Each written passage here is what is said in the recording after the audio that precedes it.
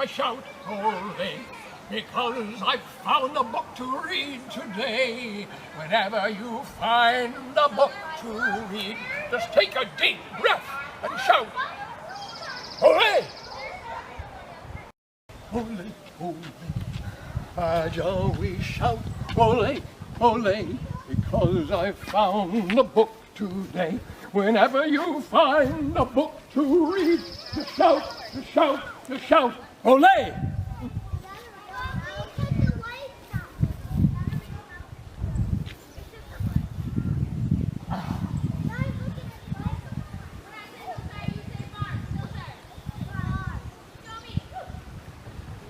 The Story of Ferdinand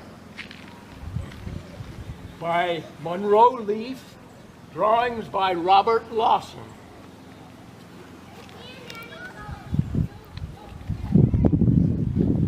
Once upon a time in Spain. Once upon a time in Spain, there was a little bull, and his name was Ferdinand. All the other little bulls he lived with would run and jump and butt their heads together, but not Ferdinand. He liked to sit just quietly and smell the flowers. He had a favorite spot out in the pasture under a cork tree. It was his favorite tree, and he would sit in its shade all day and smell the flowers. Sometimes his mother, who was a cow, would worry about him. She was afraid he would be lonesome all by himself. "Why don't you run and play with the other little bulls and skip and butt your head?" she would say. But Ferdinand would shake his head. "I like it better here, where I can just sit quietly and smell the flowers." His mother saw that he was not lonesome, and because she was an understanding mother, even though she was a cow, she let him just sit there and be happy. As the years went by, Ferdinand grew and grew until he was very big and strong. All the other bulls who had grown up with him in the same pasture would fight each other all day. They would butt each other and stick each other with their horns. What they wanted, most of all, was to be picked to fight at the bullfights in Madrid. But not Ferdinand.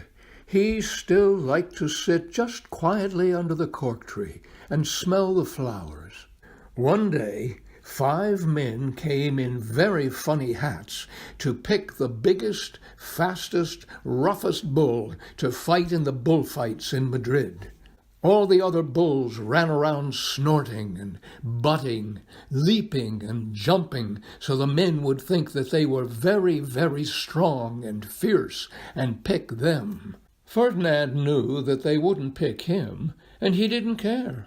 So he went out to his favorite cork tree to sit down. He didn't look where he was sitting, and instead of sitting on the nice cool grass in the shade, he sat on a bumblebee.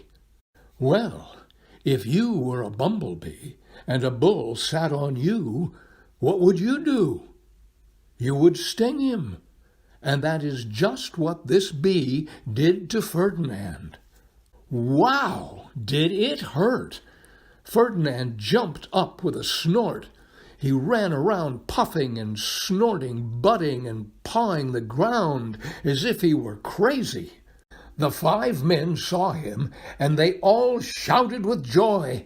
Here was the largest and fiercest bull of all, just the one for the bullfights in Madrid. So they took him away for the bullfight day in a cart. What a day it was! Flags were flying, bands were playing, and all the lovely ladies had flowers in their hair. They had a parade into the bull ring. First came the banderilleros with long sharp pins with ribbons on them to stick in the bull and make him mad. Next came the picadores, who rode skinny horses, and they had long spears to stick in the bull and make him madder. Then came the matador, the proudest of all. He thought he was very handsome, and bowed to the ladies. He had a red cape and a sword, and was supposed to stick the bull last of all. Then came the bull, and you know who that was, don't you? Ferdinand.